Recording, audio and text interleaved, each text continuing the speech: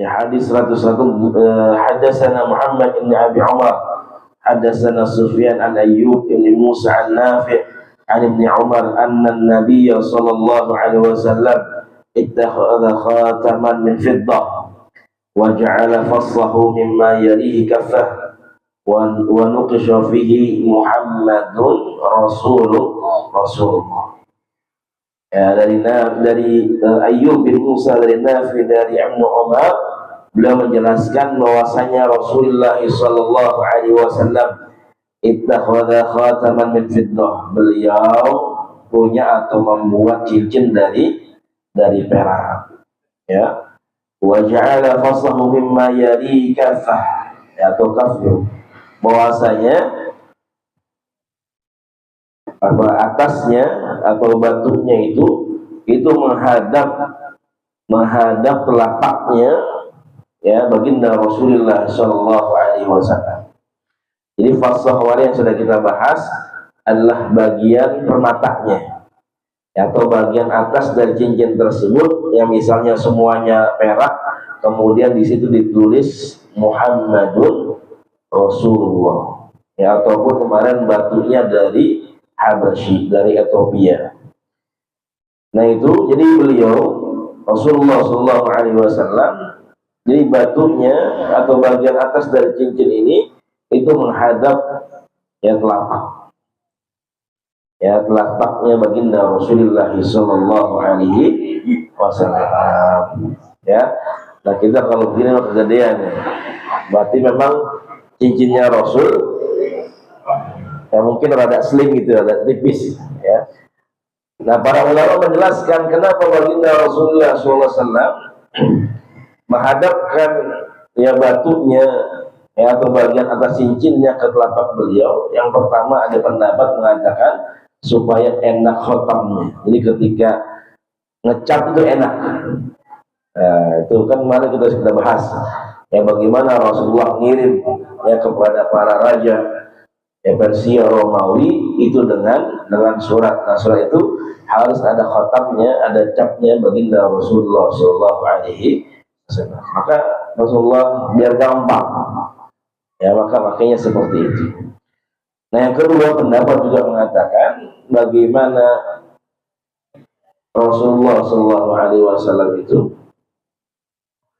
mengajarkan lagi-lagi mengajarkan, subhanallah, ya, ngajarin kita supaya tidak berbangga diri, tidak sombong, ya, karena biasanya orang main bagus-bagusan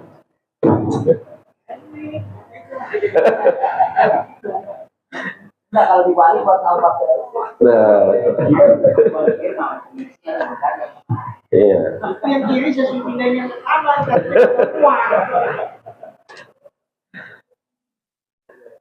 nah yang kedua tadi, ya, jadi memang bagaimana Rasulullah SAW itu, ya, ngajarin kita lagi-lagi hati, ya.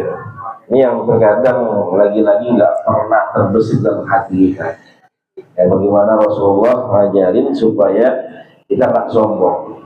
Kalau ke bawah kan batunya nggak kelihatan begitu. Bukan berarti ke atas nggak boleh, boleh, silakan, ya. Boleh. Mau pakai kiri juga nggak apa-apa, ya, boleh. Ya, kemarin sudah kita jelaskan dalam mazhab Imam Syafi'i memang sebelah kanan, ya, mazhab yang lain itu sebelah kiri, ya.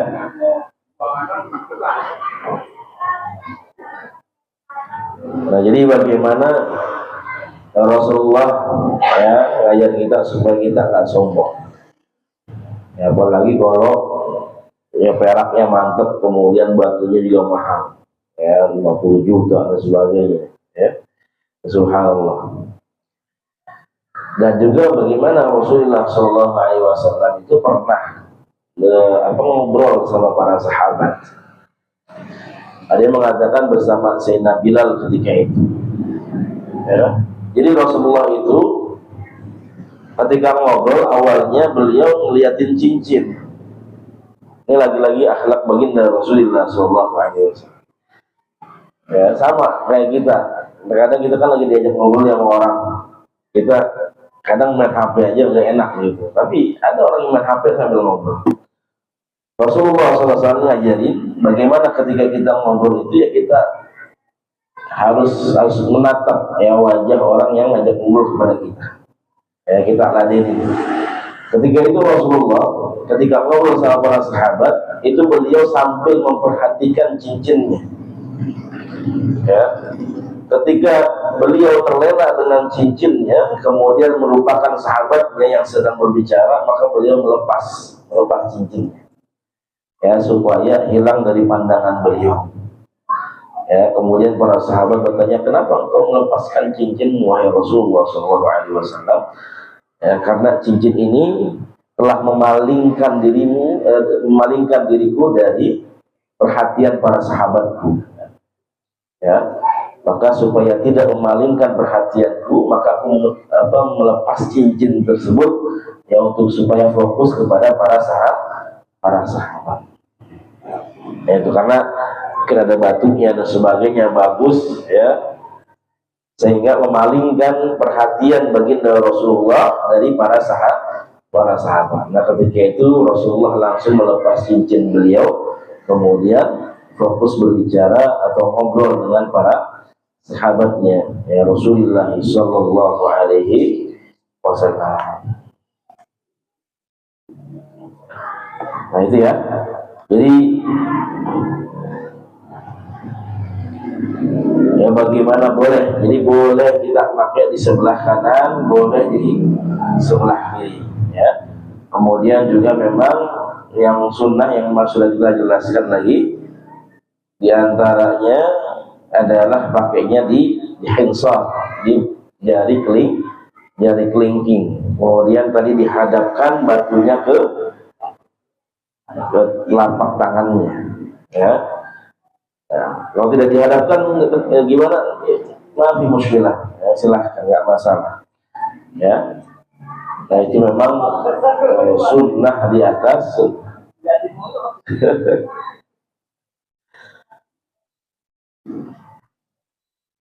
jadi mau di sebelah kanan atau kiri nggak apa-apa ya, memang sunnahnya kanan para ulama. Kemudian di sebelah jari kelingking. Nah yang makruh adalah di jari telunjuk sama jari tengah ya, gitu juga jempol ya.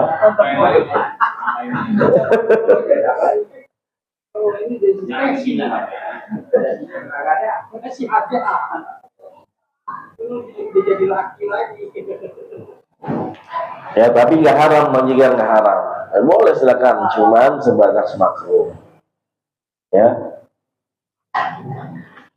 Nah kemudian tadi juga cincin beliau Rasulullah dari perak ya. Jadi perak, mau hadid mau besi juga nggak apa-apa, tapi memang sunnahnya Rasulullah dari perak.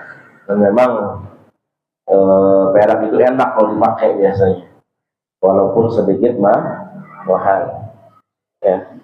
Baik, insyaallah kita teruskan nanti, mumpung ada guru kita. Kalau kita teruskan dengan beliau, insyaallah nanti kita akan lanjut kepada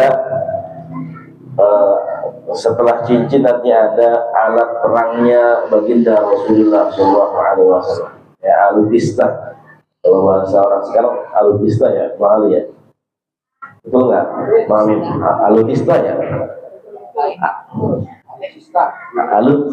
Alusista ya, perangkat perangnya baginda Rasulullah SAW.